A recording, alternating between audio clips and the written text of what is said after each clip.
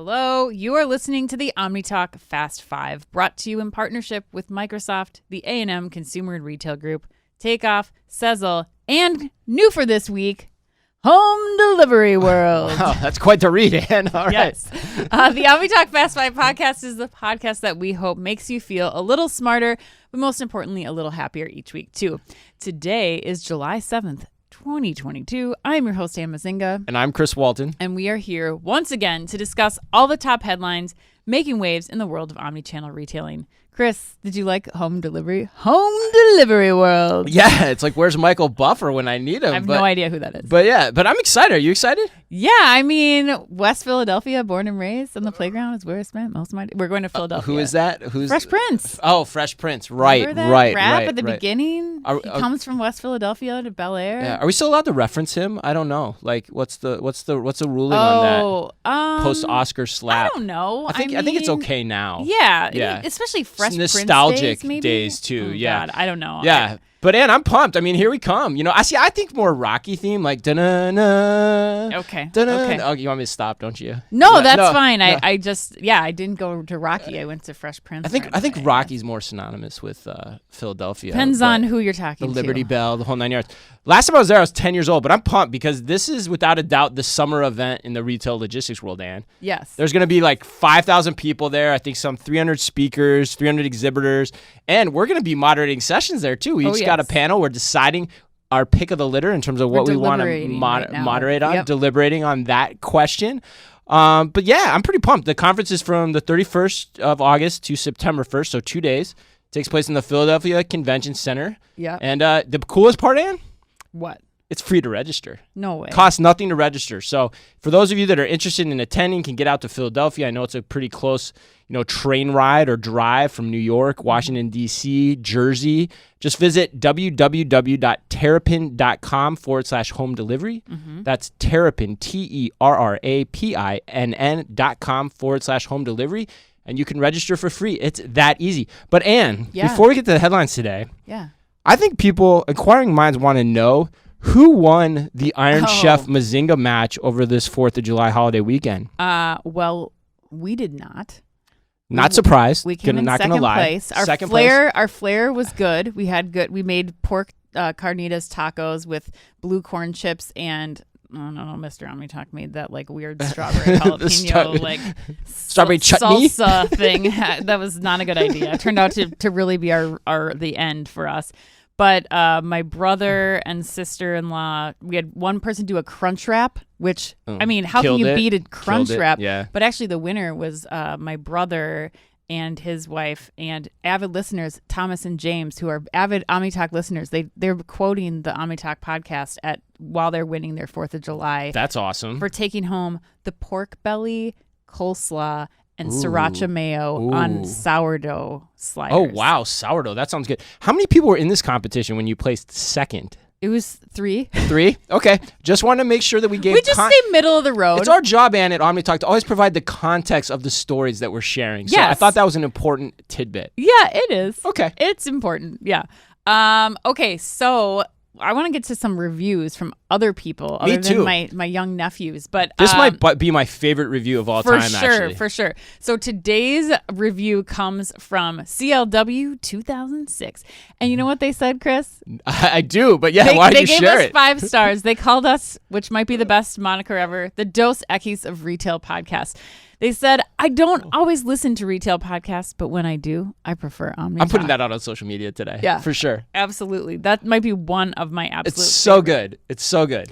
But just a reminder, if you are listening on Apple Podcasts, please leave us a review. Heart the podcast if you're on Spotify, Google, Amazon Music. And please follow and subscribe the podcast, y'all, so we can keep making that content for you. And we will just read it aloud one day for all the listeners to hear. That's right. Thanks to CLW 2006 for that great review. And like we said, we'll read them each and every week. Just keep them coming. They mean a lot to us.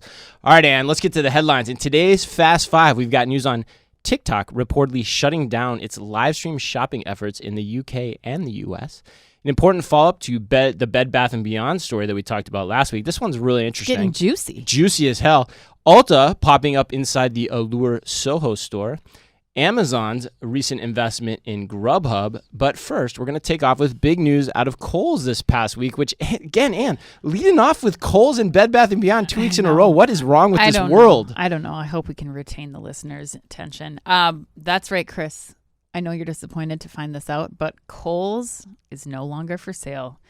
In what was a many months-long process that saw Kohl's engage with as many as 25 companies, according to Chain Storage, and which saw the franchise group emerge as the most attractive bidder most recently at $60 per share, all deals are now off. All off the table. Off the table. Kohl's board chair Pete Bonaparte said this about the deal. He said, quote, "Despite a concerted effort on both sides, the current financing and retail environment created significant obstacles to reaching an acceptable and fully executable, I can't even say that word. Executable agreement. Yes, I'll help you out. Jeez. He then went on to add that Kohl's, quote, "is a financially strong company that generates substantial free cash flow and has a clear plan to enhance its competitive position and improve performance over the long term," end quote. Chris, this is so, I can't even read it. It's so right? bad. Yeah, right. But what do you think about this? We're warming up vocally here this morning. I just think the whole thing smells off to me at this point. What is sticking out? Like, what sticks out to me the most is this part where he quotes a clear plan. Okay. Which I think is just absolute hogwash. Because if you remember, for those loyal listeners out there, you remember that this strategic plan is essentially composed of 3 main parts. And to remind those listeners of what those are, one is the focus on the assortment on the healthy and active lifestyle, which, as we've said many times, who doesn't do that? And why does Kohl's have the right to win that? Quite honestly, it doesn't. 2 is the expanding the Sephora partnership. Okay, I get it, but I don't see a doubling in your share price from that over the long haul. I don't even see really that much of an accretive increase in your share price over the long haul. No, it's another company. Right. And yeah, it tells you something else too. Right. Great point. But my favorite part in this whole strategy is that they're going to build out 100 smaller format stores, which, fun fact, because I've been trying to get an answer from Kohl's on this, Ann, is that they said they've already tested the small format in 20 stores and plan to roll out just 4 more this year, which smells really off to me too, because okay, if you've tested it in 20 stores, which, by the way, I can't get a definitive answer from them on where those 20 stores are, and they've never been reported on by anyone. So, how does that work that you've done 20, you're going to roll out 100, but you're only going to do 4 this year? Something is off. Something is way off. And for anyone listening that is at Kohl's that maybe can shed some light on this, message us on LinkedIn, because I'm really interested to hear what's going on here. I'm trying to get answers from Kohl's directly. I'm not getting them in the way that I want. But yeah, something, I'm not. I mean, they're not, they're just sending me here's what we're doing next. But I'm I want to know what these 20 stores are. How much are you learning from them? Where are they? I want to go visit one of them, if possible, to put my own assessment on this strategy. Because honestly, who needs a smaller Kohl's, Ann? That's my point. That's why this smells off. I don't know. See, I disagree with you. I think really? I think that based on what we're hearing, some of the strategies that we're hearing coming out of Kohl's right now is sell off and do lease buybacks and all these things. I think my biggest problem with this is that none of the moves they're making are trying to make Kohl's a better retailer. They're not making Kohl's focus on having a better point of view on the product selections. Even bringing a curbing inventory. You don't need, the Kohl's store is exploding with stuff. Just figure out what your reasons are that people are coming to the store and provide that footprint that includes those things. And I don't think it needs to be a giant Kohl's box anymore. And I think that if you then can't, maybe I'm oversimplifying this. I definitely could be, but if you could consolidate the space that a Kohl's takes up and then sell off, sell the second floor of the Kohl's. Do you need 2 stories of a Kohl's store? I don't know. And what could you get what could you be putting back into the company if you were selling off some of those assets completely? I get your point there. Okay, yeah, I could maybe buy into the sale leaseback argument. We're going to sell the inventory, the store assets that we have, because over time we're going to get into smaller stores. But net, that means you're a less valuable company operating smaller stores and more of them, which if you had 25 offers on the table, would not be the best move in the interest of shareholders for the long term. I thought of an analogy that I want to use here that I think totally encapsulates my feelings on this, and it's a Seinfeld reference, Ann. Of course. There was a great Seinfeld episode where Elaine is dating this guy, and they both happen to think they're ethnic, and then they find out at the end of the episode that they're both white. And they're like, oh, so we're just a couple of white people? That's what I feel after this story. It's like Kohl's, you're just Kohl's again. Like you're just what I thought you were from the beginning. This was a lot of song and dance, sound and fury, signifying nothing. I feel like exactly like Elaine at the end of that episode. That's just it's just so disheartening in a lot of ways. I'm gonna have to think about that analogy a little bit. It's actually a perfect analogy. It's like, we're not anything that great to write home about. But anyway, all right, let's keep moving to headline number 2. This is an interesting point we left out of the discussion last week with Bed Bath & Beyond. Okay. And it was brought to light by the Wall Street Journal this week that said that Bed Bath & Beyond is burning through its cash reserves. Here are the key points from the article. The retailer ended May with roughly $100 million in cash after burning through more than $300 million of its reserves and borrowing $200 million from its credit line. Mm-hmm. Second point, it is working with advisors, specifically the Berkeley Research Group, on cash management and has prioritized trying to find a buyer for its buybuy BABY business. Makes sense? The third point, which is the key point that puts a new spin on Mark Tritton's departure as CEO, in my opinion, is that the Bed Bath & Beyond board also authorized in November 2019 spending $1 billion on a 3-year share repurchase plan, which the company completed or is on schedule to complete a year ahead of plan. For context, Bed Bath & Beyond spent $600 million on buybacks last fiscal year and another $43 million in the most recent quarter when its losses started to balloon, saying in as recently as November 21 that it planned to complete the share repurchase in full in this fiscal 2022 year.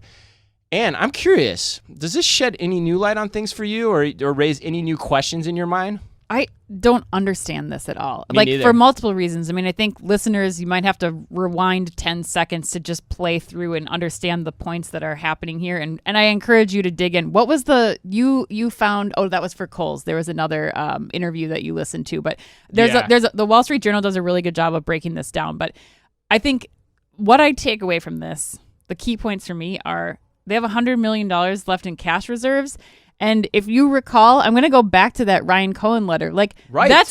That's 3 salaries of the C-suite. So what's happening there? Like what changes are being made at Bed Bath & Beyond here? They paid Mark Tritton $27 million, just him, in the last 2 years since they started the buybacks and everything. And then I think the other part is, even if they do sell buybuy BABY, which according to Mr. Chukumba of Loop Capital Markets, who's quoted in the article, the buybuy BABY sale is only worth like $800 million. And then Bed Bath & Beyond is saying, oh yeah, we reduced our expenses by $100 million.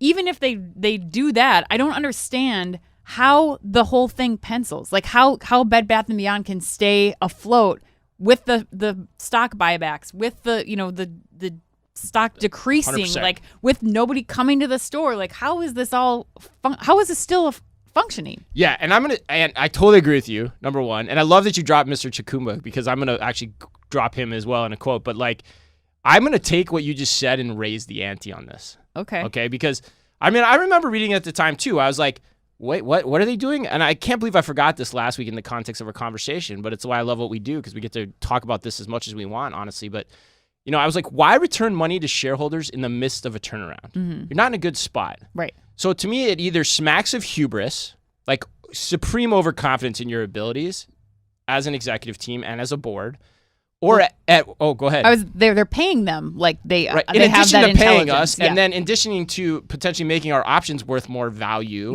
for basically deciding to put our money there versus putting it in the company to turn it around, which I think is interesting, means to me, so at best hubris, but at worst, I wouldn't be surprised if we're looking at a class action lawsuit on behalf of shareholders given this at some point.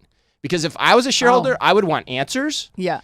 And especially if I'm an employee of Bed Bath & Beyond, because the only people, like I said, the only people that win from a move like that is the C-suite and the short-term investors. And you don't believe me? Let's go back to Mr. Chukumba. Yeah. He said, for the Wall Street Journal, and I quote, "It's unusual for a company in the middle of a turnaround that isn't going well to buy back stock that aggressively. Hear, in my opinion." Oh my God. Well, let's see what happens. I'm excited. It's gonna be fun as hell to watch. Yeah, again. especially like I want to see two stories together again. Yeah, I want to see another letter from Ryan Cohen and see what because he's the 10% shareholder or something, right? It's like so he's gonna definitely, if anyone's leading that class action lawsuit, I have a feeling he might be. Yeah, maybe. Top of that depending list. on when he did it. Yeah, that's interesting too. I don't have a Seinfeld analogy for this one, Ann, so I'm gonna have to come up with that later. Stay tuned, friends. All right, let's move on to headline number 3. So TikTok has reportedly halted its live e-commerce TikTok TikTok Shop initiative in the United States and the UK. According to the Financial Times and TechCrunch, after launching TikTok Shop in the UK last year, the effort has failed to gain traction. People familiar with the matter told the Financial Times that the expansion plans have been abandoned after influencers dropped out of the project in the UK, and the venture struggled again to gain traction with users. A TikTok employee told the Financial Times that general consumer awareness and adoption is still quite low in the UK, as many TikTok Shop live That's streams, the hardest thing to say of all time. Achieved poor sales despite efforts to encourage brands and influencers to sell through the app. Chris, yes, this is also the A&M put you on the spot question of the week. Of course it is, yes. They want me to say TikTok Shop about 15 more times. TikTok Shop. But they also want to know, here's what they had to say. We're unclear where any confidence to take TikTok Shop to the U.S. after its struggles so far in the U.K. would come from. So given what we know about the typical TikTok user and how they engage with content, what do you think is a better way for CPG brands to generate commerce on TikTok than this QVC-style live stream mechanism? Oh, man, that's such a good question. Such a good question, especially given the content that we've been focused on here at OmniTalk, which has all been about live streaming and shoppable video of late. We've done as much content on that as anyone. My first take, though, too, before I get to that question, my first take is I'm a little skeptical of this article. Like, I'm a little skeptical. The journalism's honestly a little light on this. And I'm curious. Shots fired to Financial Times and TechCrunch. I mean, it is. Like, I'm a little curious if they're following the headline here, but, I don't know. But so let's take it at face value. Okay. And now let's answer the question. So, to me, my advice to brands would be the thing that's happened with this whole conversation, we talked about it a lot, Ann, is live streaming and shoppable video have been confused and brought in together as one topic. Mm-hmm. Whereas I don't think in the American market and probably in the UK market too, I don't think it's going to be as much about live streaming. Mm-hmm. Like, I don't think it's going to be as much as about QVC, and because there's so many dynamics that are different from us versus the Asian market. And so my advice would be take a page out of Vincent Yang at Fireworks' book as a CPG and create just great video content. Mm-hmm. Make the video content shoppable. It doesn't have to be live. It can play in live time when you visit the CPG website or the retailer's website or whatever. Mm-hmm. And then the cool thing about that is that's where where you want your traffic to go. And it's very easy to then farm that out to all of the different social media platforms that are out there. So it's essentially doing the same thing, but it captures the audience in a different way. It's the eyeballs to your site in a different way. And I think that just is the right approach versus trying to do something like actual QVC style live streams in these platforms. It just doesn't make sense. That's step one. If you want to go to that later, that you can. But again, I would argue you should do that from your own site and then do almost like simulcast it or rebroadcast it through these social media platforms to get the continued engagement. But what do you think? You're much more the aficionado on this subject than I am. Well, I think it's important to call out again that, in the US, we use social for a different purpose than they do in Asian markets, especially in China and the success that they're seeing there. And I think that it's important, as you're calling out, there's still a need for these social channels. But we interviewed Jeff Lucas from Firework last week, and one of the things he was saying, the average consumer spends 1.4 seconds on that content. They're not spending. You need more engagement. You need deeper engagement with the product for people for live shopping to take off. So I think that the value, to answer A&M's question, the value, like you said, is to host the content on the retailer or CPG site. It gives it a longer lifespan. I mean, that was one of the biggest complaints. It hasn't drawn audiences. They haven't seen the numbers take off from this, but they're not going to. It's just not it's not the setting for that. You still need the social networks to help drive traffic to the sites, or to take repurposed content from the content that you have on your own site. But ultimately, if you want that good shopping experience, you have the confidence in what you're buying is verified, it's authentic product. You have a much better experience doing that on the retailer's or CPG's website. And I think that's really the focus here. It does not need to be done in the social shopping platform, which I'll admit we might have to eat crow on that, because I remember when Instagram shops, Facebook shops, TikTok shops, everything was coming out. We're like, this is the next big thing. This is exactly how it's going to go. I don't know that we're going to see that that's going to transpire successfully, or that's going to scale successfully in the U.S. market. Yeah, and I think that's the important thing, is that the nuance matters, which is what I kind of joked about in the beginning, is the context is important here. we got to be careful of the terms that we use in these discussions, which is why I fought hard for omnichannel retailing for so many years. Like the key thing here is shoppable video first and foremost. Yep. Right. That's the important thing. You want to do a live stream? Do it on your own website, because a live stream someone has to engage with. They have to schedule the time to be there at that time for that extended period of time. Right. Do it on your website. Let it live organically, however you want, through whatever platform. And that's the key to me here, which, I don't think a lot of people understood. And I think, honestly, that could still be wrong to some degree, too. But I think it's what we've learned through our conversations with the people that really get this. Yeah, absolutely. All right, Ann. Headline number 4 is fascinating to me. Ulta Is it, though? I don't know. We'll see.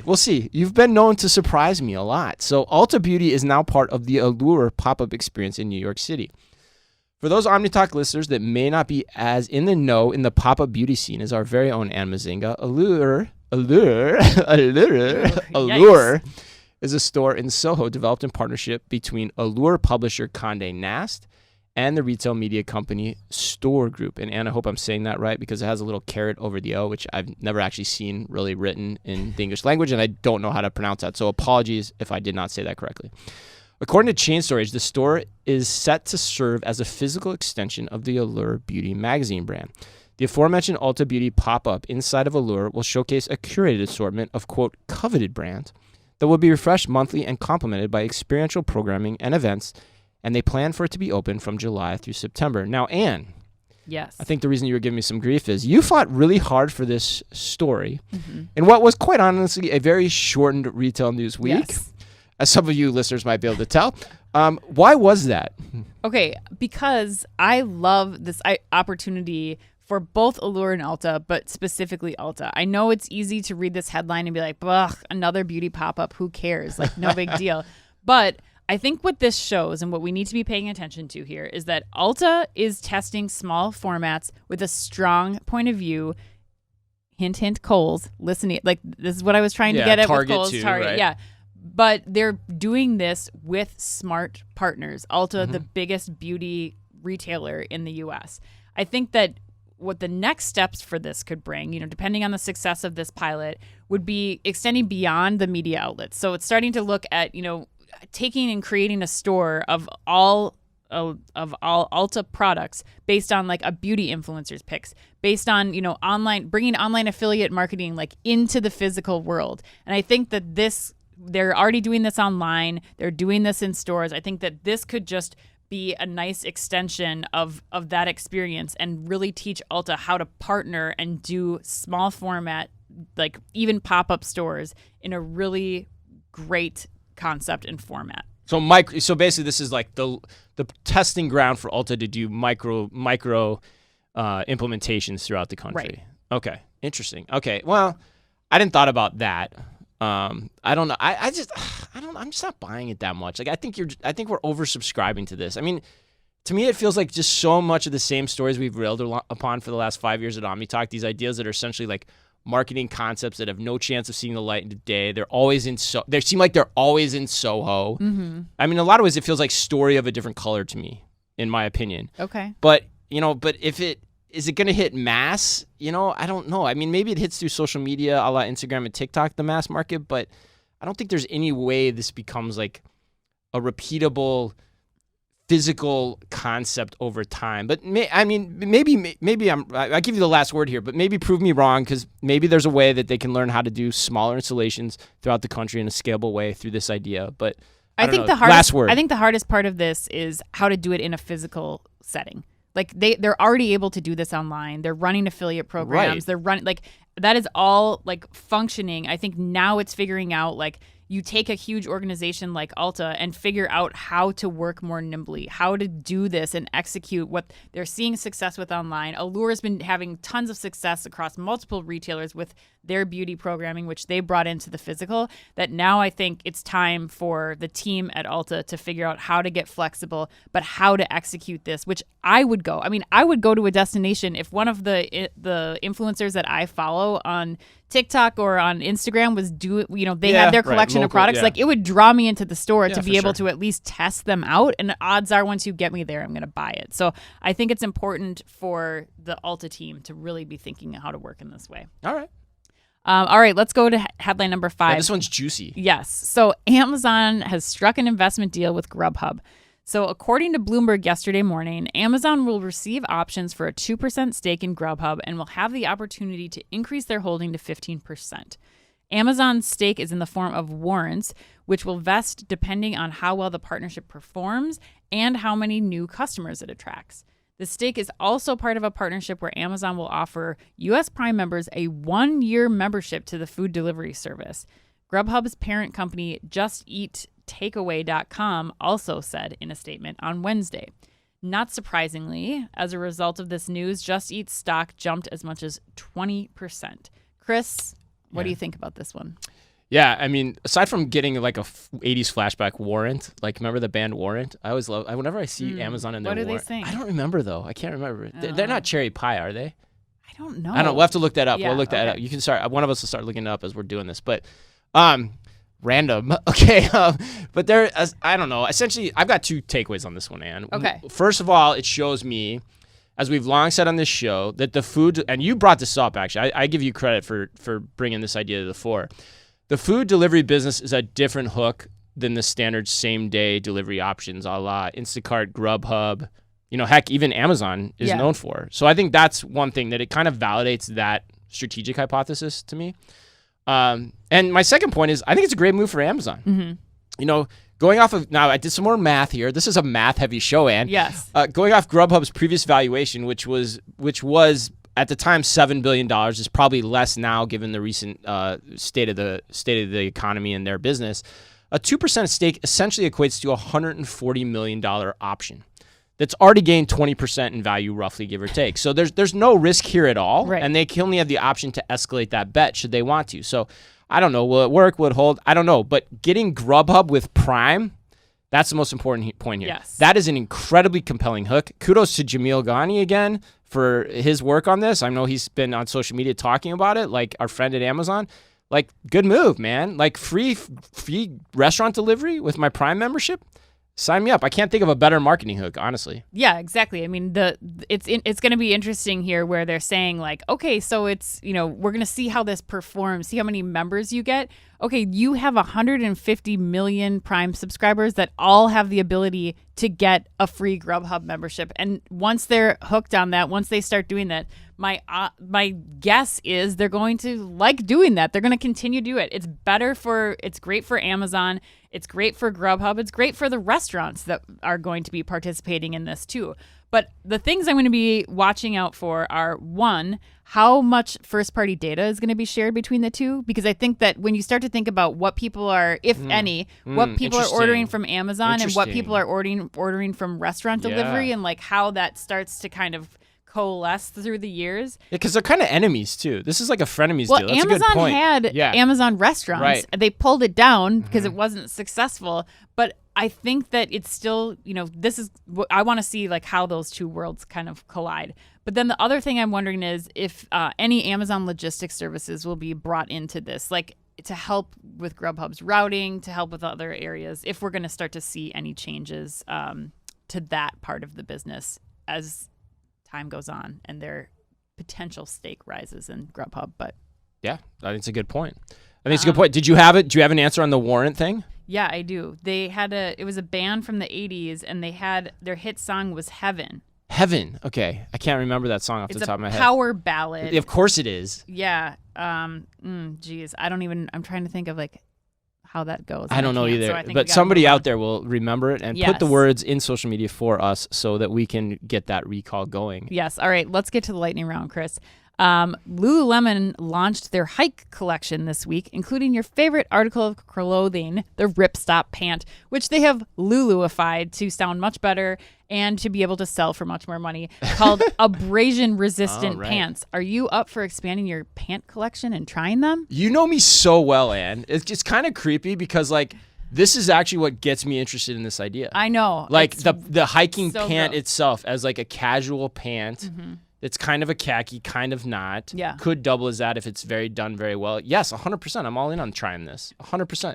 All right, Prime Day is next Tuesday, and got your eye on anything for you or Mr. Omnitalk? Oh, yeah, a pickleball paddle set. We started playing pickleball last weekend at my parents' for 4th of July, and it is intense. You know how competitive I am? Yeah, right. Oh, my God. You want your own paddleball set, though? That means you have to have a court that you're, like, the tennis routinely courts, going the to. local. I mean, this thing is taking the nation, and, like, tennis courts. Actually, my husband went to Dick's Sporting Goods yesterday, and the employee at Dick's Sporting Goods told him that it used to have all racquetball, 4 aisles of racquetball stuff. That's now all pickleball. And do you know how much a pickleball paddle costs? I don't actually know how much it's like $70 and higher. These are like tennis rackets. So I'm going to be looking for a Prime Day deal. What's with the difficult phrases in this podcast? Pickleball paddle, like come on. I don't know. Like, but also I'm calling to mind the words of the immortal Chunk from Goonies. Nerd alert. All right. Okay. All right, Chris. Hermes is bringing its pop-up gym experience to the Hollywood Athletic Club this summer, featuring kickboxing with bracelets classes and Hermes scarf-covered boxing bags. Which Hollywood personality would you most want to take a kickboxing class with, Chris? Oh, God, easy. Minka Kelly. Oh, yeah. Minka Kelly, for sure. Sure. I don't know who I'd want to beat up the most. I think that's where you're going with that question. But I wasn't. I was just like, you want to go, like, hey, you want to go take a kickboxing class with bracelets on? That would be my answer. Thousands of dollars of scarves? Definitively. Like, it's her and then everyone else is step down. All right. And last question. Jello skin is the latest viral trend taking over TikTok from South Korean beauty influencer Ava Lee.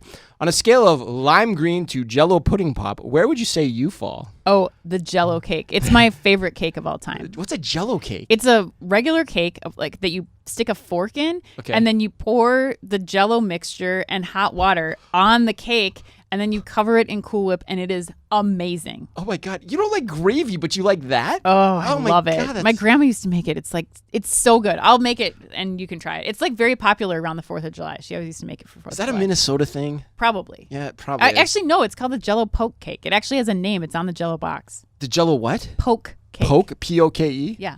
Right. Okay. Sure. All right. Thank you for that. Thank you for that random walk through culinary history. Yeah. Much appreciated. All right. That wraps us up. Happy birthday today to Bill Hader, Iggy Azalea, and the man who definitely will find you if you piss him off, Liam Neeson. Oh, yes, he will. Yeah. Tooken. Are you a big fan of Liam Neeson? I just liked that movie. That movie is pretty good. Yeah. Tooken. Whoa, we've lost it. All right, remember, if you could only read or listen to one retail blog in the business, make it OmniTalk. Our Fast 5 podcast is the quickest, fastest rundown of all the week's top news. And our twice-weekly newsletter tells you the top 5 things you need to know each day and also features special content exclusive to us and just for you. And we try really hard to make it fit all within the preview pane of your inbox. You can sign up today at www.omnitalk.blog. Thanks as always for listening in. Please remember to like and leave us a review wherever you happen to listen to your podcast or on YouTube, and come join us at Home Delivery World. Again, you can register for free at www.terrapin.com/Home Delivery World. And of course, finally, as always, be careful out there. The OmniTalk Fast 5 is a Microsoft-sponsored podcast. Microsoft Cloud for Retail connects your customers, your people, and your data across the shopper journey, delivering personalized experiences and operational excellence.